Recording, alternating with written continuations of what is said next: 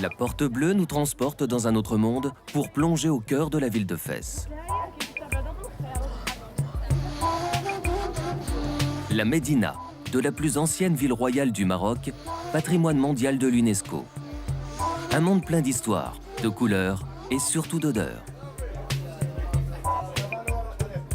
C'est le monde d'Adnan Remal.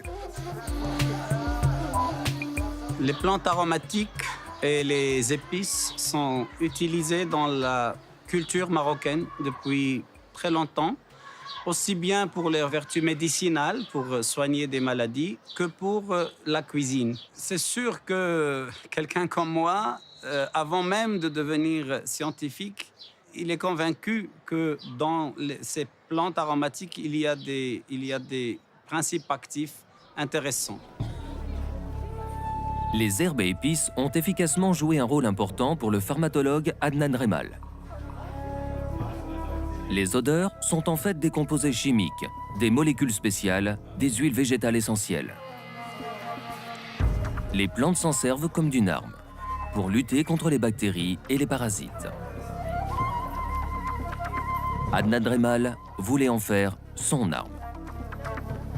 En 1988, j'ai rencontré des chirurgiens qui m'ont expliqué que souvent, ils réussissent des opérations très sophistiquées, mais à la fin, les patients font des infections nosocomiales avec des bactéries multirésistantes et ils n'arrivent pas à les traiter avec les antibiotiques qu'ils ont à leur disposition. Ce jour-là, j'ai décidé de dédier toute ma carrière de recherche pour essayer de combattre ce phénomène de résistance et trouver une solution.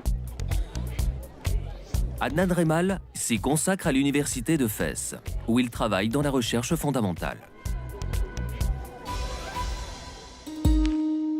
Il finit par comprendre comment les huiles essentielles luttent contre les bactéries. Mais le chercheur avoue que s'il veut vaincre des infections et les germes chez l'homme, il lui en faut énormément. Mais c'est impossible.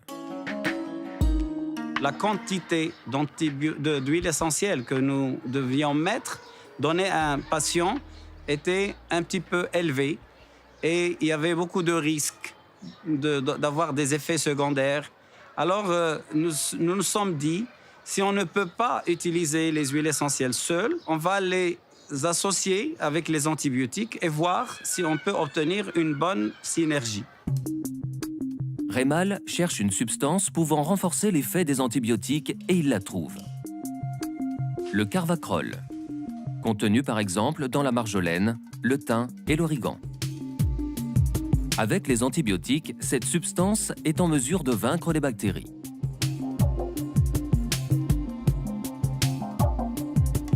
Les antibiotiques, c'est comme, si vous voulez, une clé qui va ouvrir une serrure. Si, par contre, un jour, la bactérie subit une mutation qui fait que la clé n'entre plus dans la serrure, eh bien, la porte ne s'ouvre pas et la bactérie devient résistante. Nous avons démontré que les huiles essentielles, eux, ce ne sont pas des clés qui ouvrent des cellules, ce sont plutôt des gros marteaux qui cassent les portes.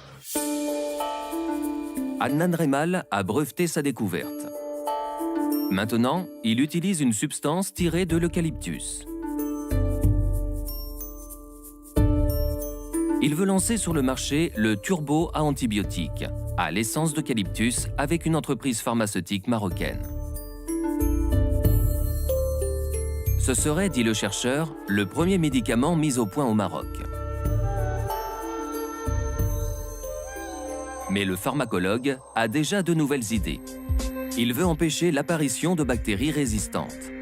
Le secteur de l'élevage utilise des antibiotiques depuis longtemps, notamment pour booster la croissance des animaux. Cette consommation excessive a engendré de nombreuses bactéries résistantes. Dans cette ferme, c'est différent. Les vaches y reçoivent tous les soirs de petits granulés pleins d'huile essentielle. Plus besoin d'antibiotiques. L'éleveur, il va obtenir l'effet promoteur de croissance qu'il avait l'habitude d'obtenir avec les antibiotiques, mais il va aussi voir avoir des performances zootechniques largement meilleures. Au niveau de la viande, les consommateurs nous ont fait la bonne surprise de nous dire qu'ils trouvent que la viande a meilleur goût, qu'elle est plus tendre, que même elle a une odeur meilleure. Entre-temps, Adnan Reymal passe peu de temps dans son laboratoire. Les agriculteurs sont de plus en plus nombreux à tester son nouveau produit, 30% moins cher que les antibiotiques. Le produit a en outre un effet positif sur la viande. L'absence de germes résistants passerait presque au second plan.